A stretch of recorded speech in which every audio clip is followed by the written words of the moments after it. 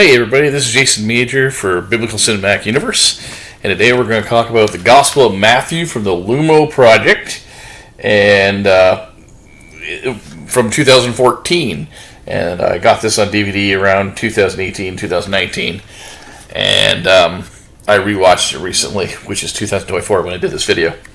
So let me tell you a little bit backstory about this.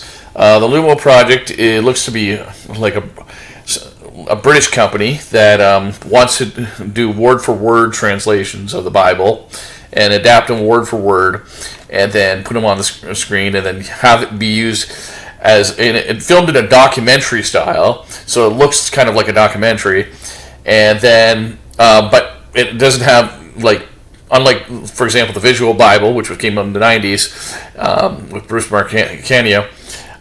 You're hearing them talk in like a foreign language. It's a made-up language that's made up of a mixture of Aramaic, probably, and other languages, because they didn't want it just to be something that's dubbed or something that's you're hearing English, whatever, and actors are hearing English, because they want to be able to translate this into hundreds of languages. And so they made up a language, actually, for the actors. And you have a narrator who is narrating the entire story, including all the rules, including the voice of Jesus, including the voice of the Pharisees and disciples who do speak in the gospel. And there's no narrative structure in terms of like in the 90s Gospel of Matthew, where Matthew introduces himself and says, "I'm Matthew, and I'm kind of doing this thing with my scribes." In this one, it's just the narrator speaking. All four films, Gospel of Matthew, Mark, Luke, and John, were filmed simultaneously so that they could, because of money. Filmed in Morocco, which a lot of Bible movies have been filmed in Morocco, so they used some of the film sets that have been used for various movies. That's kind of cool. But I looked into this, and then, the background is that they want to use it as more of a documentary style, more of a teaching resource. So I think that's important to look at this, because it's not a cinematic movie, not meant to be for the movie theaters necessarily. It's also not meant to be like a made-for-TV movie or something. It's made to be a word-for-word adaptation that you could clip out certain clips and then use it as a teaching resource. So I want to see it through that lens, but also through a cinema lens, of course. The only real actor listed here is Salva Rasalingam, this guy, and he plays Jesus. So he's a very Middle Eastern type of Jesus, and that's the first thing you'll notice about this movie, is it's a very Middle Eastern looking Jesus. Now, my personal opinion, just my personal opinion, this doesn't look very Jewish, but that's my personal opinion, and I mean that in the sense of the way that characters are played out and background extras are played out. It feels very Middle Eastern, or very like Morocco, but not necessarily like I'm actually in Jerusalem or any of the first century Israel. First century Israel. The strengths of this film, Silva is an interesting actor. He has a good performance. He has some warmth, but he also has some like don't mess with this guy. You know what I mean? Between the Bruce Marciano, who's really kind of your American family pastor, and the actor who played Jesus in the Pasolini Italian film, who is a revolutionary and fiery. He's kind of somewhere in the middle. He very much, I'll call missionary Jesus. He would very much belong in a missionary world, and not, I'm not going to say a third world country, but actually like a Middle Eastern country, an Indian country, like an Eastern country, a Southeastern, like not China, but like India, Africa. The actors who are extras actually do a really good job of conveying emotions in their scenes, especially things like healing or exorcism. They do these extras are really well directed in terms of what they're supposed to be doing in the background. So that was really good. Another difference between this one and like the other one, the other Gospel of Matthew from the 90s, is that all the parables, a lot of the parables, they'll use those as, because Jesus is not necessarily speaking, the actor, I mean, who plays Jesus is not necessarily speaking, but the narrator, voice who says the story that Jesus is saying.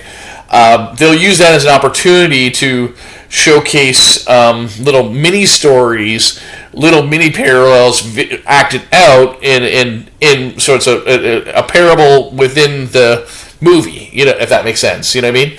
So like if it's like the parable of the talents or something, or the wedding feast or something, that'll be kind of acted out with actors. The servant who was forgiven his debt and then he didn't forgive the person who owed him a lesser debt, that's acted out. That's kind of cool, and it's a good way visually to like see those parables and understand them, as opposed to just having Jesus speak about them.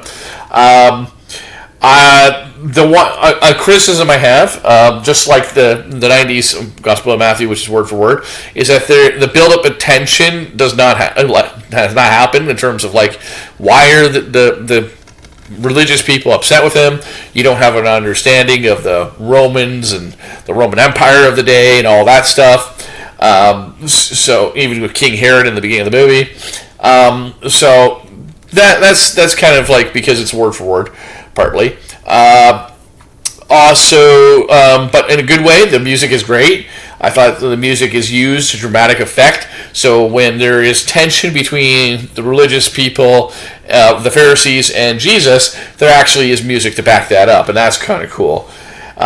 So what would I give this movie? I would say that it's a kavit.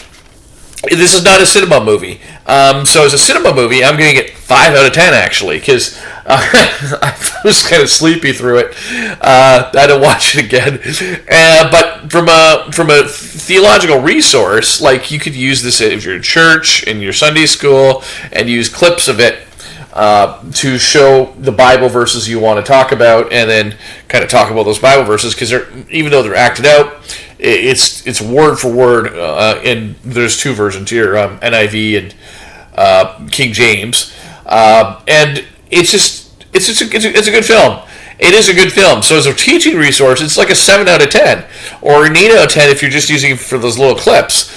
But as a cinema film, you just gotta go in knowing that this is a docudrama. So if you know it's a docudrama and it's kind of like pseudo documentary, not really a documentary, and the narrator, that one criticism is that this narrator, at least, is that he does some dramatic tension, but he does not, like, he's not acting out a play. He's reading a story, and when it's 3 hours of him reading the story, it's like the gospel, it's very much just continues on and on and on and on, and it gets a little monotone, whereas, he's not acting out all the characters or anything. So just keep that in mind.